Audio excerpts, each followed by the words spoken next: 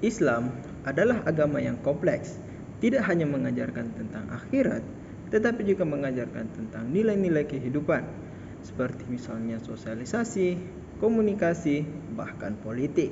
Berbicara tentang Islam, tidak akan lepas dari Kekaisaran Ottoman, atau yang lebih kita kenal dengan Turki. Kita akan melihat bagaimana salah satu kerajaan Islam terbesar modern merubah sistem pemerintahannya yang sebelumnya berbentuk monarki menjadi presidensial. Agama Islam adalah agama samawi atau agama langit yang dibawa oleh Rasulullah atas perintah Allah.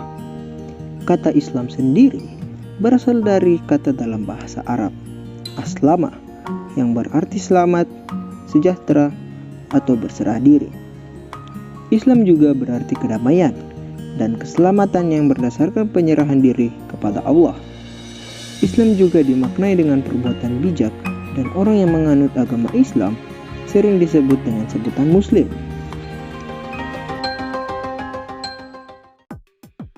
Dinasti Turki Utsmani.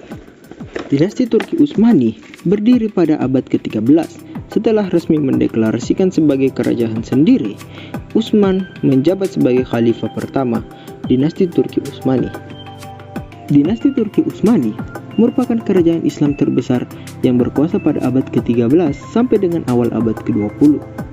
Kekhalifahan yang biasa disebut dengan Ottoman ini didirikan oleh Osman I pada tahun 1299 dan beribu kota di Anatolia.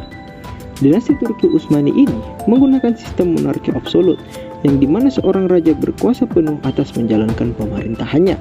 Hal ini sama seperti dinasti-dinasti Islam sebelumnya, yakni dinasti Umayyah dan Abbasiyah.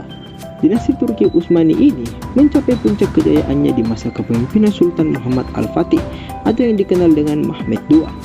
Di masa kepemimpinan Sultan Mehmed II, dinasti Turki Utsmani berhasil menaklukkan Bizantium yang berada di Konstantinopel. Tetapi, kekuatan dan kekuasaan yang sangat besar bagi umat Islam tersebut tidak bertahan lama dan dalam waktu yang cukup lama. Pada tanggal 3 Maret 1924, Khilafah Utsmaniyah atau juga dikenal dengan Kesultanan Turki Ottoman runtuh. Kejayaan Islam yang sudah tegak terdiri sejak 13 abad yang lalu menguasai 2/3 wilayah dunia tersebut saat ini hanya menjadi fakta sejarah yang tak bisa dilupakan oleh umat manapun. Umat Islam yang dahulu bersatu di bawah penerapan syariat Islam secara penuh dengan Al-Quran sebagai dasar negara hancur, tercerai-berai menjadi lebih dari 50 negara. Umat Islam yang dahulu disegani dan dihormati saat ini tak lebih jadi bahan fitnah dan target kebencian umat-umat lain. Runtuhnya Khilafah Utsmaniyah menjadi awal penderitaan umat Islam saat ini.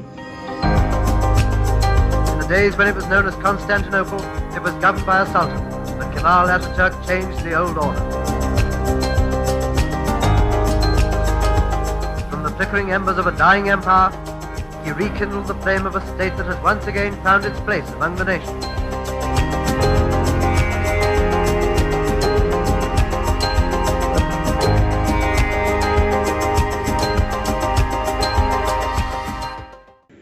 Sejarah Turki modern diawali dengan runtuhnya Kekaisaran Islam Ottoman yang melenyapkan kekhalifahan Islam di Turki. Mustafa Kemal Atatürk mendirikan Republik Turki yang sekuler. Mehmed VI, Sultan terakhir sekaligus Khalifah Islam ke-100, meninggal dunia di pengasingannya di Sanremo, Italia, 2 tahun setelah runtuhnya Kekaisaran Islam Ottoman. Kekaisaran ini runtuh setelah 623 tahun berkuasa di 3 benua dengan budaya, agama, dan bahasa yang berbeda. Ottoman atau Kesultanan Utsmaniyah ini berdiri di abad ke-13 setelah mencapai kejayaan saat kepemimpinan Sulaiman I atau Sulaiman Agung. Kekuasaannya membentang di benua Eropa, Asia, dan Afrika. Kejayaan Ottoman sering disamakan dengan Kekaisaran Romawi. Kekaisaran Utsmaniyah runtuh pada tahun 1922 karena kemerosotan kondisi sosial ekonomi. Di sisi lain, dominasi Eropa makin kuat. Kondisi makin buruk saat Turki kalah dalam Perang Dunia Pertama. Ey Müslümanlar! Biliniz ki devletimiz İslamiyet'in adı ve canı olan Moskov, İngiliz ve Fransız hükümetleriyle muharip bulunuyor.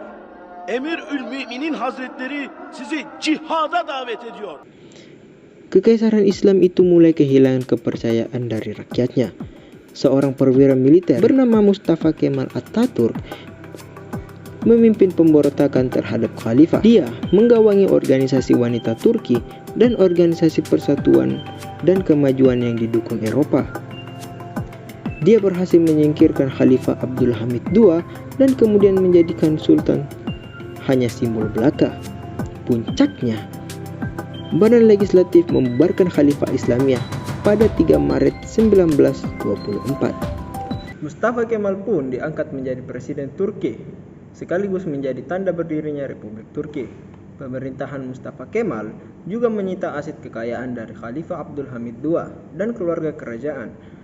Dia disebut sebagai Bapak Turki modern.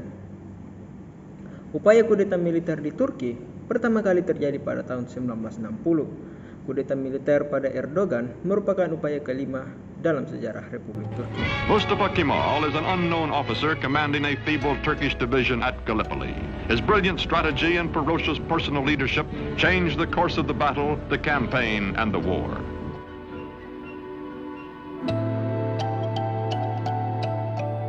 Baginya, kekalahan ini adalah bukti bahwa Kekaisaran Ottoman tidak akan selamat untuk waktu yang lama lagi, dan perubahan radikal harus segera datang.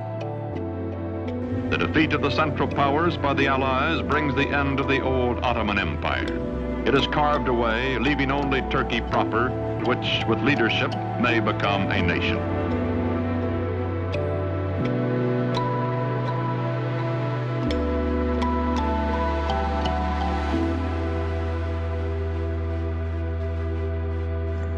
Mungkin itulah tadi video singkat dari saya. Saya Farlan Triantono. Terima kasih.